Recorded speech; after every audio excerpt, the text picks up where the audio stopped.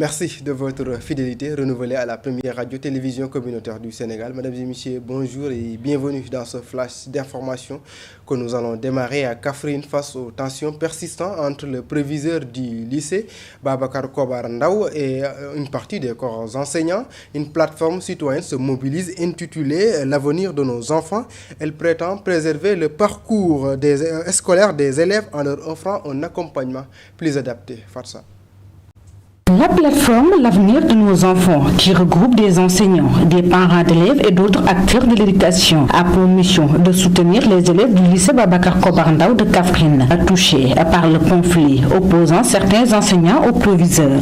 Entre deux entités, si nous avons nos enfants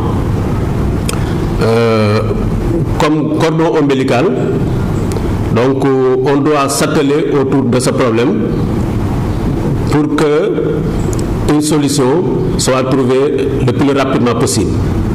Pour éviter toute perturbation de leur apprentissage, plusieurs stratégies ont été mises en œuvre. Les objectifs sont mettre quelque chose en place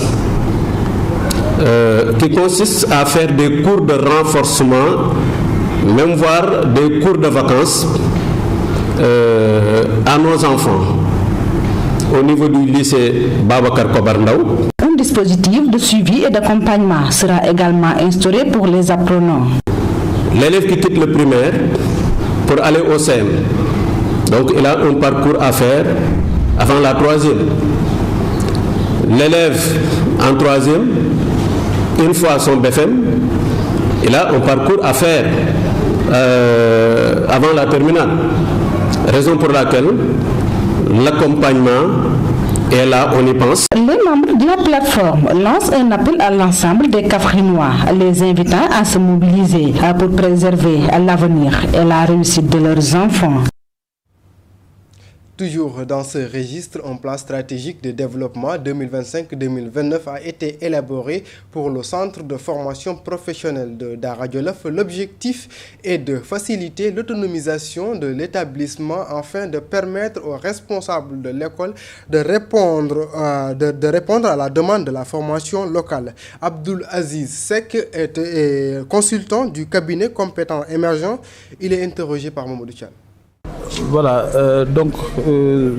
l'élaboration du plan stratégique de développement s'inscrit dans la politique de réforme de la formation professionnelle, parce qu'une des orientations majeures de la réforme, c'est consacrer l'autonomisation des établissements, faire en sorte qu'on responsabilise davantage les responsables des établissements pour qu'ils puissent se rapprocher de l'offre, de la demande de formation locale et apporter des réponses.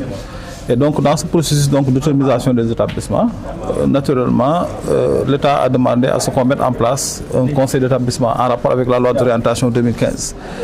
Et donc, le plan stratégique de développement se trouve être un outil de gestion des parties prenantes. Donc, l'organe délibérant, qui est le conseil d'établissement, et l'organe d'exécution, qui est la direction générale, les services techniques, pédagogiques, et les autres services de l'établissement. D'abord, pour le plan stratégique de développement, ça a été élaboré en 3 étapes. La première étape, c'était donc une analyse, une évaluation de la situation de l'école sur les 3 ans d'existence. Et on est sorti avec cette évaluation à identifier les défis auxquels l'école est confrontée pour pouvoir asseoir son développement. Et à partir de ce moment-là, nous avons construit un projet pédagogique pour 2029, donc un projet de développement pour 2029 à travers un cadre logique où on a défini les objectifs stratégiques, les axes d'intervention d'abord, les objectifs stratégiques, les indicateurs, les vélocibles. Et à partir de ce moment maintenant, on a défini tout un processus de mise en œuvre de cette orientation-là, de ces objectifs stratégiques-là, de façon à pouvoir atteindre l'objectif de faire de l'établissement un établissement de référence. Et puis d'autres choses dans ce flash d'information, le réseau des femmes engagées de Kédougou a lancé une section de formation à Dakar autour de l'entrepreneuriat, du développement personnel et du leadership féminin. 25 participantes bénéficieront de ce renforcement de capacité afin de booster leur autonomisation et valoriser les potentiels de leur localité. Compte rendu, Mamadou Ning. En conclave à Dakar, le réseau des femmes engagées de Kédougou a initié une session de formation axée sur l'entrepreneuriat, le développement personnel et le leadership féminin. L'objectif est de contribuer à l'autonomisation des femmes de cette localité, riche en potentiel, mais encore confrontée à de nombreux défis. L'objectif, c'est vraiment développer d'abord les produits locaux de Kédougou, à savoir le fognon, à savoir le beurre de karité, à savoir vraiment nos miels et tout ce dont nous avons à Kédougou, valoriser ces produits et vraiment commercialiser cela au niveau national. Il nous manque de la formation, il nous manque des financements, il nous manque vraiment l'entrepreneuriat.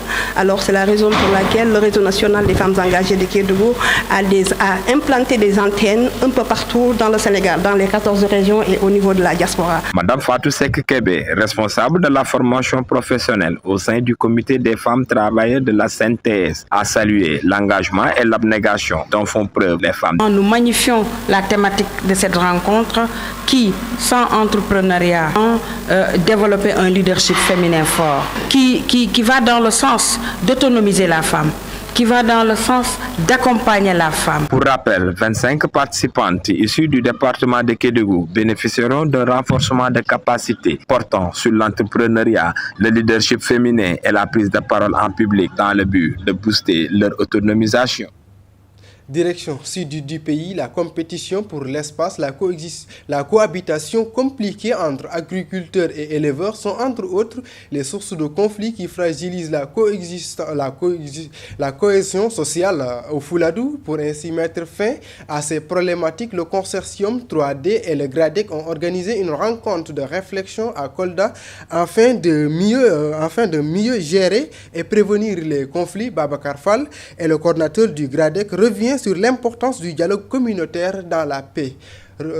Nous l'écoutons au micro de Abdou Diaw. C'est aujourd'hui d'asseoir les bases d'une collaboration, d'une communication, disons directe, d'un dialogue entre les différentes communautés pour identifier les causes des conflits et leur trouver donc des solutions. Vous savez que Kolda est une région frontalière avec, disons, donc la présence vraiment de plusieurs catégories donc d'acteurs, de plusieurs ethnies, etc. Donc il y a un brassage culturel et ethnique au niveau donc de la région de Kolda, et cela n'est pas effectivement sans créer de temps en temps quelques difficultés au sein donc des communautés. Il y a des conflits entre les agriculteurs, les éleveurs, des conflits au niveau donc des mouvements de jeunes avec le phénomène des nawetan, l'organisation des djambadons, des cérémonies de kankourans, etc. Donc, si nous voulons aujourd'hui travailler à préserver la cohésion sociale, la cohésion nationale, l'unité qui nous est si chère, nous devons travailler à rapprocher les communautés, à créer un dialogue pour permettre donc aux communautés donc d'échanger, de prévenir des conflits, ou s'il y a des conflits, vraiment de créer des conditions pour trouver donc des solutions vraiment pérennes et durables. Et puis, environnement, dans ce flash d'information, après avoir relevé le pari d'1 million d'arbres plantés, le Sénégal poursuit son combat contre la désertification à Pikine, dans le quartier Léona 2 de Djiddah Thiaroye Kao. Les habitants et associations se sont mobilisés pour une campagne de reboisement qui vise le bien-être et la sécurité alimentaire, une initiative portée par le Comité national du SULSI qui regroupe 13 pays africains, dont le Sénégal. Compte rendu, Maïfaï. L'objectif de planter 1 million d'arbres a été atteint, mais le défi continue toujours. À Pékin, plus précisément à Djiddah Thiaroye Kao, l'opération a été un véritable succès. Donc le coronavirus est venu pour célébrer cette naissance du SILS. Et en premier, on a commencé à Fatick la semaine passée, donc où on a reboisé 1200 arbres donc au niveau donc de la commune de Loul-Fesseigne. Et après donc cette initiative de la semaine passée, cette semaine-là, donc j'ai pris l'initiative de venir accompagner, si vous voulez, donc les populations de mon quartier, les populations donc de Djiddah Thiaroye Kao, particulièrement donc les jeunes de Léona 2. Ces arbres plantés jouent plusieurs rôles dans la survie des populations et le renforcement de la sécurité alimentaire. Lutter contre les néfastes changements climatiques, parce que qui dit arbre parle de stockage de carbone, et qui parle de stockage de carbone parle aussi de puits de carbone. Quand on nous parle de sécurité alimentaire, de ces arbres-là qu'on appelle des fruitiers, ça peut être des manguiers, ça peut être aussi des citronniers, etc. Ces arbres-là, en plus de pouvoir stocker le carbone, nous permettent d'avoir des fruits consommables. Donc pour lutter en tout cas pour tout ce qui est changé, tout ce qui est donc insécurité alimentaire. Cette 3e édition met l'accent sur la sensibilisation et le reboisement, témoignant l'engagement des jeunes porteurs d'espoir pour l'avenir. On a de l'espoir pour ce qui est des enjeux climatiques et des enjeux environnementaux. En tout cas, on garde de l'espoir et on garde le cap en continuant aussi de faire ces journées-là une perpétuel recommencement. Comme ça, au moins, les populations pourront s'imprégner des enjeux climatiques et écologiques de notre époque. Le délégué du quartier Léone II invite la population à assurer le suivi pour garantir la survie des plantes. À toute la population ainsi que les personnes riveraines de nous aider à mieux surveiller, à arroser et surtout à protéger ces arbres. Planter pour l'avenir à travers ces initiatives locales, le SILS et les communautés du Sahel entendent bâtir une ceinture verte contre la désertification et garantir la sécurité alimentaire.